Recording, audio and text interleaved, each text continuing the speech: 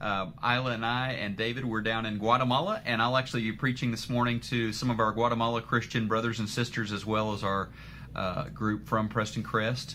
We're getting ready to start a great campaign week, but I wanted to let you know this morning you are in for a real treat. One of my best friends, a guy that I love and respect very much, Ron Freitas, is with us today. He is currently the Associate Director of Great Cities Missions. They plant churches all across Latin America.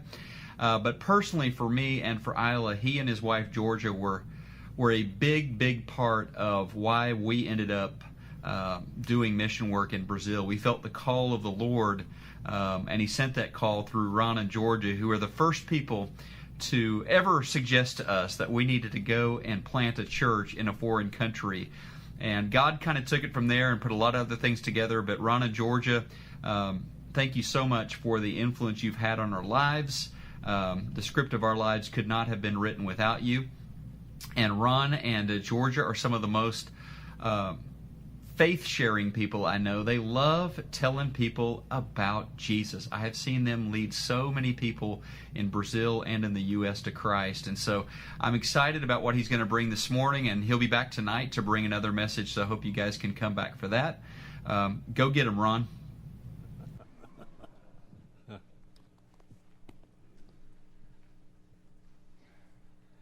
Good morning, Prestoncrest.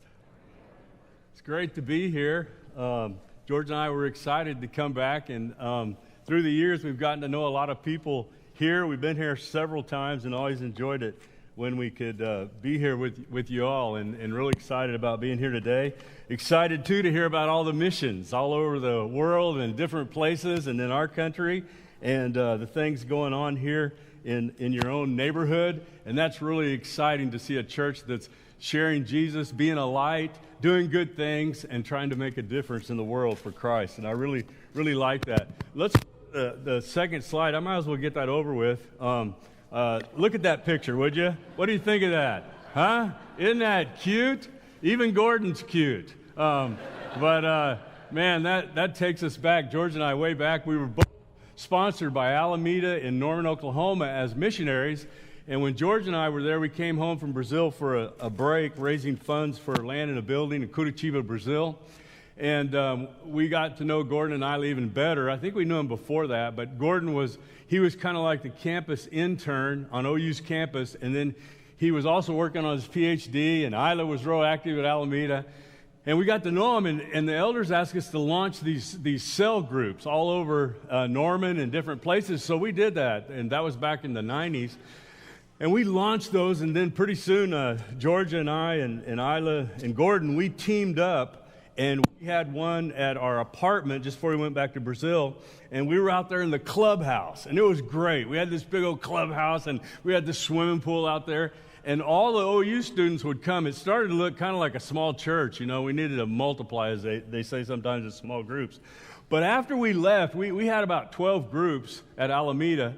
And what I thought was significant, I wanted to share with you, was Isla and Gordon multiplied that group that we had to the OU campus with all campus leaders. And I think they started 8 new groups. And so we were up to about 20 groups or so. And that was really exciting to see that come out. But we always love being with them and working with them, spending time with them. And Claudia, now I just saw her on her first mission trip. You believe that? And David, he didn't make that one. He didn't make the grade yet, but he came along shortly after. So great couple, and we've always loved them greatly. You know, I was looking at your series on Neighborhood Watch series, and Matthew 22, 37 through 40, and Jesus said, you know, you need to love the Lord your God, and then he comes around and he says, but you also need to love your neighbor as yourself. Well, Gordon told me about that series that he did with y'all back maybe during the start of the year. And so I got online and I started listening to it. And I mean, I was sitting there one afternoon, it was maybe Saturday, and I thought, I got to listen to these because I may go in there and say the exact same thing, or probably not quite as good as Gordon, you know, but I would try. And so I was listening to him, and then pretty soon I had one left, and I went to bed. And I remember the next morning I was going to get up and listen to the last one. I mean, these are like 6 messages about your neighbors. And all of a sudden I go to bed and I'm dreaming about my neighbors. I mean, it's just like I can't quit thinking about my neighbors. And I hear Gordon talking to me and preaching. And then I hear Bob, he did one of the messages and brought out some more insights. And so it was like, man, what a message. But it was like they were speaking to me like, Ron, you need to get back reaching your neighbors. It was really impacting. But I love the series. It was really good. And I'm really glad to hear that you're thinking about your neighbors, that you're emphasizing that in some way that we could be a good influence, that we could touch their lives because God has made such a difference. Jesus has made such a difference in our lives. And so this morning, we're going to go to 1 Peter 3. Now look, on the outline, I don't know how I did this, Bob, but I put 1 Peter 3, it was supposed to be 15, and I have 1 Peter 3:1. So just put a 5 on that if you're going to take notes.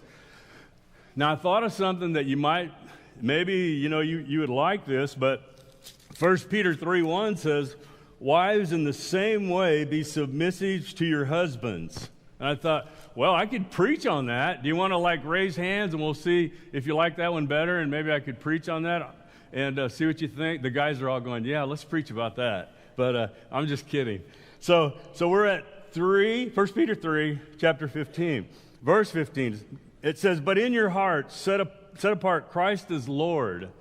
Always be prepared to give an answer to everyone that asks you the reason for the hope that you have, but do this with gentleness and respect. And so Peter's talking there in a section about suffering for doing good. And as he gets down there, he says, but always set apart Christ in your hearts. And he talks about, in the new NIV, I think there's 2 versions. And this one, the earlier one says, in your hearts revere Christ as Lord. And it literally means set apart. Set Christ apart. And as you think about that, it's the idea, he is holy. And so we set him apart because he's special in our lives. He's different than most of the things or all of the things that we have in our lives, the things that we do in our life. He is so special that we set him apart as holy, and he's not the same. And so some other ideas that I looked at, we respect him. We're in awe of him. And we think and are so thankful for what he's done for us. And so in everything that we do, we would act toward him as our Lord, as being holy.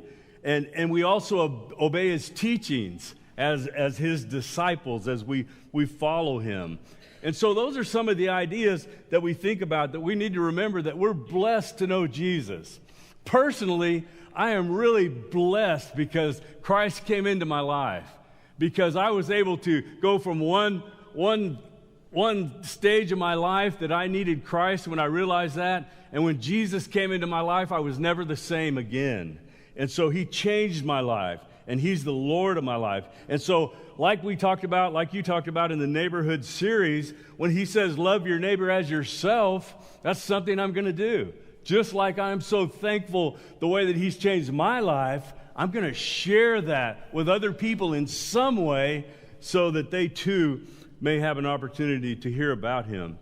When we think about what this means, and we're thinking about our neighbors and how we want to reach out to them, we just need to remember a couple things that probably impacted all of us. I think one thing I like is it says people need the Lord. People need the Lord. And so we know in Romans 3:23, it says all have sinned and fallen short of the glory of God. And so that just means we're just different than God. We are separated by our sin, and we can't attain the level that God is for us as being holy, and Jesus is in our lives. And so people need the Lord, and we need to remember that. I think sometimes we just kind of forget. You know, we have Christ in our life, and he's made an impact, and at different times we probably connect deeper with him. But sometimes maybe we kind of forget about other people. At least I do. And the second idea says people matter to God. If you want to fill that in on your outline, people matter to God. And so if we had time, we could go back in the Old Testament and we could go through there and we could see that all that God did to reach out, to share the good news with us, all that he did to bring Jesus here, and all that he did in our lives so that we could know Christ and have all the blessings that we have. And so people matter to God, and we need to remember that when Jesus said, love your neighbor as yourself. I like this down here. It's in a different version of the Bible, but he says, it kind of explains it really well. It says, but in your hearts, set Christ apart. Then he explains how. As holy, acknowledging him, giving him first place in your lives as Lord. I like that a lot because he explains what that means to put him first, to set him apart, and to follow him. Another idea that I wanted to look at in the same verse, in the second part of it, I like to think about, remember always to be prepared. And so in this same verse, in the second part, he says, always be prepared to give an answer to everyone who asks you to give the reason for the hope that you have. And so he says, always be ready. Always be prepared. He doesn't say sometimes, or if something happens. I don't know, a lot of times I think when I think back, when I was first thinking about, man, I'm supposed to share too with people, but I remember I used to be so nervous, and I would think, well, man, what if they ask me something I don't know, or I don't know what to say, or it happens on the spur of the moment? I'm that kind of person that has to kind of be ready, you know. Well, it's just the idea of giving it some thought, thinking about it. If someone asks me, you know, the reason, why do I follow Christ, or what difference does Christ make in your life, or I notice the way that you live and the things that you do, and I'd like to know why. And, you know, just kind of have a little idea of how could I share that in my words, in the way that I think, the way that I speak to people and the people that I hang out with. And so he says, if you want to fill that in, he says, we're always to be ready, prepared to give an answer to everyone. Everyone. In the second part, to give a reason for the hope that you have. So the reason for the hope that we have. And so I think it's just the idea, as Peter talks to us, that we want to be prepared. We want to give it some thought about that, how I could share that and be ready and able to share why we are disciples of Christ. Why do I follow Jesus? Why is he set apart in my heart? And so some of the questions I was thinking about, why do I follow him? Why is he important to me? What has he done in my life? What do I believe he will do in the future? And so we can look at think about those kind of questions, and that might help us to tune in how I might share a little something about Christ in my life.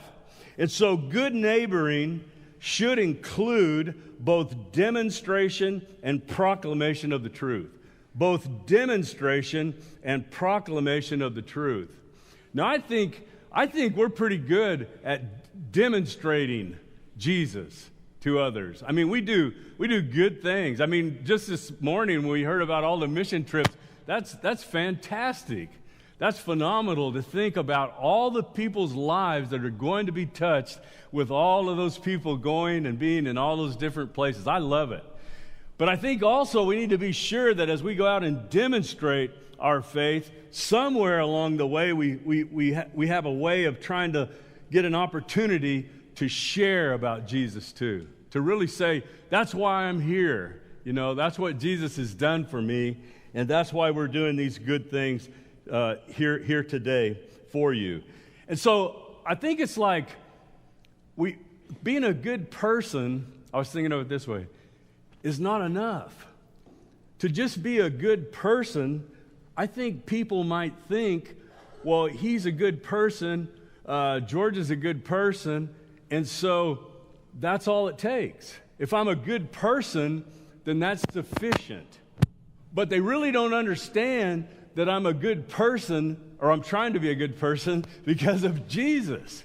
Because of what Jesus has done in my life, because of what Jesus has taught me through his word, that I'm going to be a person that follows him, and that's what made a difference. That's the biggest difference that has happened in my entire life as I think back to my life. And so Good neighboring should include both demonstration and proclamation of the truth.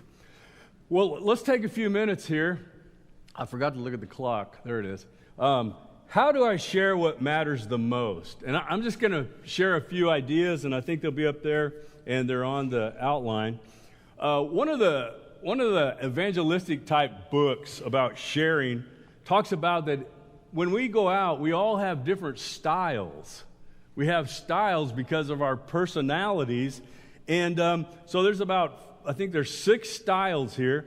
Now, I want you to hear them. I'm not going to spend much time. We're going to look at some of these tonight, and we'll spend a little bit more time on that, about those styles and how they play out. I got to quit touching right here. And how they play out, and we'll dig in a little bit deeper if you can be here tonight. And so the idea is confrontational. It's like Peter in Acts chapter 2. He stood up with everybody there, and he told the life of Christ, and he said, "This Christ is the Lord, and he's the one that you crucified." Man, that was pretty bold. I don't know if I'd be willing to do that. I hope I would. But what I want to point out is that was his style. It was his style to stand up and speak what was on his mind. Intellectual, Paul and Silas, they arrived in Thessalonica, and it said that they spent some time there with them, and they reasoned with them in the synagogue from the Scriptures. And so they were more intellectual at that time. They came in, they evaluated where people were at, and they had some intellectual conversations about how does that look, and connecting them to God in the Scriptures. The third example is testimonial. I really like this one, the blind man in John 9:25. And you remember Jesus was walking along, and he saw the blind man, and the disciples asked him a question. Is he blind because of his sin and his, born in sin, or because of his parents? And he said, no, he's blind because what's going to happen now, he kind of said it in my own words, is going to glorify God. And I love this story. It makes me laugh because then Jesus makes that clay, and he puts it on his eyes. He tells him to go wash it off, and then he can see. He can see. And so the people are looking at him, is this the same guy? Well, the kid that grew up here that was blind? And they said, no way, that's not him. And so they begin to ask him questions. How come you can see now? And he starts giving his testimony. He says, well, this man named Jesus came, and he put this clay on my eyes, told me to go wash, and then I could see. And they go, no way. So then they take him to the leaders, the religious leaders, the same thing. And they go, well, how did that happen? And he said, what happened to you? How come you can see? And he has another testimony with these religious leaders. And he said, I don't know, but this man Jesus came. He made this clay, put it on my eyes. I went and washed, and I could see. And so he goes down through there. And I love the story because he gives probably witnesses about 5 times. And they said, well, who do you think he is? And he says, well, I think he's a prophet. And then the leaders just go nuts. They go, no way. He's not a prophet. And then he gets down to the end, and they go to his parents. Remember that? I wanted to get that in there. When they come up to his parents, and they said, now, is this your son? And if he is your son, was he really born blind? And they go, yes, this is what we know. He is our son. He was born blind, but we're not answering any questions. They said, go ask him. He's old enough. And so they go back to him again. They ask him again, well, tell us again, how did this happen? How come you can see? And he said, I'm tired of this. I've already told you enough, and I'm not telling you again. And so he's not willing to tell them. And then he goes, well, you guys aren't thinking about following him, are you?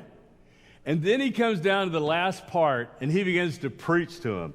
He begins to tell them. And I like this part. Let me see. It was, let me get over there. John 9. Just let me read the last part. It's so good. So here's his testimony. Verse 30. The man answered, how that is remarkable. You don't know where he comes from, yet he opened my eyes. We know that God doesn't listen to sinners, but he listens to godly men who do his will. Nobody has ever heard of opening the eyes of a man born blind. If this man were not from God, he could do nothing. And so he just lays out a wonderful testimony, and all he's saying is, this is what Jesus has done for me. This is probably the greatest thing that could happen to someone that was blind and he could see, and he was so excited, and he wouldn't back off. But he wasn't strong. He was just saying, I don't know, but this is what happened. This is the way Jesus has blessed me. This is what happened in my life. This is how it came together, and this is why this person's so important to me now. So you have that idea of giving your testimony. The other one, I guess about 4, interpersonal, which is Levi. And Gordon preached a great sermon about that, where he told Levi to come follow me, and then Levi threw a big party, and he invited some of the tax collectors and some of his friends, and they all came over, and Jesus went over there with them. And Levi just said, let's just get together. Let's just have some people over. We'll all get together. We're all friends, and then I'll have some kind of a connection with Jesus. I'll have an opportunity to share him. So it could be interpersonal. Invitational, the Samaritan woman. You know, when she encountered Jesus at the well, they had some discussions about spiritual things and who's the prophet to come. And then he told her about her life. He spoke into her life and told her some things that no one would know. And then she went back to the city, and she said, come and see. She just told the whole city, come and see. Come and see this guy. He said, he told me about some intimate things in my life. He's not the prophet that's to come, is he? He's not the Christ who's to come, is he? And the whole city came out. You remember the story? They came out, and they believed because of the testimony. And later they said, we not only believe because of your testimony, but we believe because we encountered Jesus, and now we believe he is the Christ. So there's invitational. And finally, Dorcas she just said, can I help? And she was known as a person who always did good and serving the poor. Always did good and serving the poor.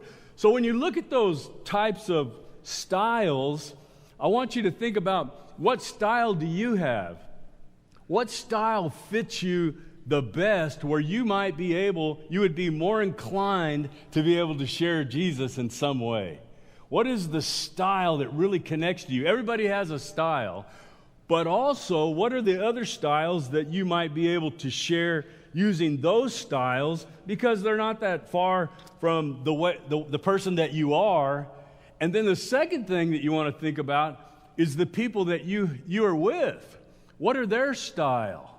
What is the way that you could reach or touch them and share a little bit about Jesus and the difference that he's made in your life? Because we can't limit ourselves to one style. We can't say this is the only way that I'm going to do it, but we can be in prayer and we can ask God to lead us, the Holy Spirit to lead us, and start out with the style that really helps us to feel comfortable. Number 2, reflect on your circle of neighbors. So that'll come up there. And all I want to say is we have probably 4 different groups in our circle of neighbors.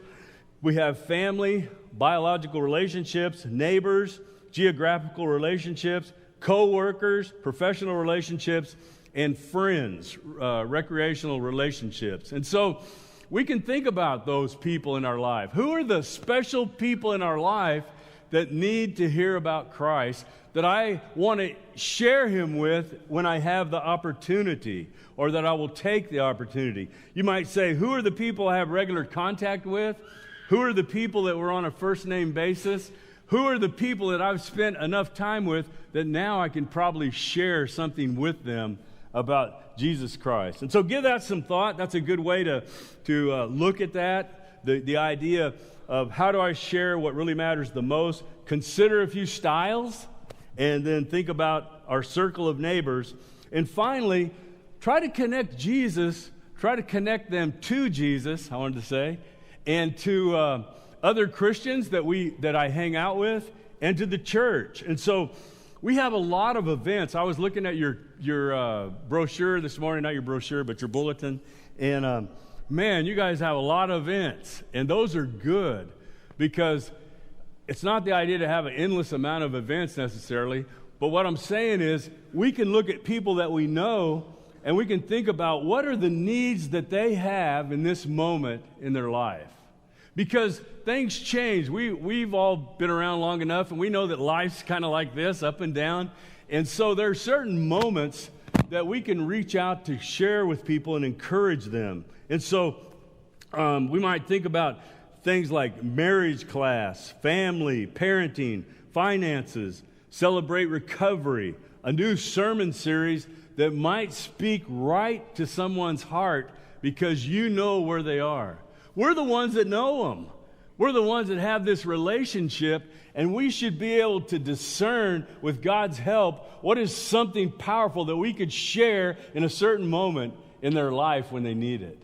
And so we could give that some thought of connecting them to our neighbors and to Jesus, other neighbors, and to other Christians and the church, and through different events and opportunities that we have.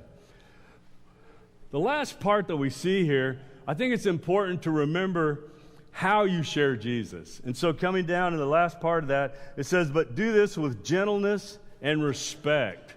And so he says, be ready to give a response, but do it with gentleness and respect. Think about those people and think about what's the best way to communicate with them. Again, you know them. They're the ones closest to you. You can share your story and those type of things that you talked about in the neighboring. You know, I was thinking about one time my father-in-law, Pete Giannopoulos, he came to Brazil to visit us. And he came more than anybody. He didn't want us to go to Brazil. And then after we went, he came more often to visit us. And he came and went on a sports thing with my sons, an event in another city. They went to northern Brazil. And I remember as they went there, this guy came up to him, and he was probably a coach, and he was probably some kind of a missionary. And he came up to him, and he said, if Jesus came back today, do you know without a doubt that you would go to heaven? What a question, huh? But the thing was, it made my father-in-law mad. I mean, it really made him irritated. And he responded negatively towards that person. And then he got home and he started telling us. This guy came up to me and asked me that. And he said this to me. I don't even know who he is. And he walks up to me and he says, if Jesus came back today and would you know without a doubt that you would go to heaven? And he said, how would I know that? How could I just say that? And so it didn't go good. And so that's the idea. What are ways that we can communicate to our friends and share with them in a way that is gentle, a way that shows respect for them, for where they're at, and how much I value them, how much I love them, and care about them?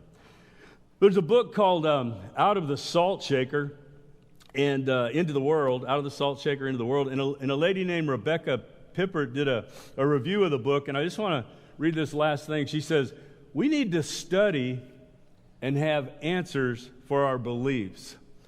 But we also need to meet people where they are. We need to value them. We need to work with them from their belief systems and then lead them to Christ. Evangelism, if you like to use that word, or good neighboring, isn't a program, it's a lifestyle.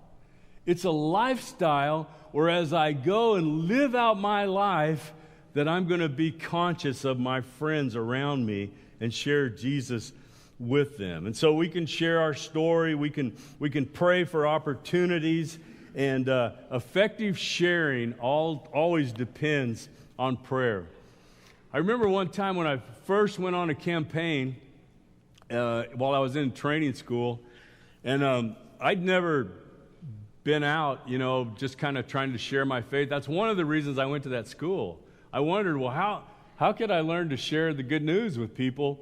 And so we went there, and we were in Illinois, and we would go after the semester, and that's how we'd get our practicum, our training. So we'd go out, and we would do door knocking, which that wasn't too much fun, but it worked sometimes. And I wouldn't want to try it today, probably, but we'd go out, and we'd do door knocking, and then we'd say, hey, we have a one-time study. It takes an hour, and we'd like to share from God's Word, and maybe you have some questions, and we hope that might be helpful. So I'd like to see if you'd like to set up a time to do that. Also at night, we have a guest speaker from somewhere, and he'll be here tonight, and he'll be speaking about these types of things if you're interested. Would you like to do that? So that's what we would say. And I remember this is my first day, and I'm just petrified. And we're going down the street, and it's kind of like, oh, nobody's home. Let's go.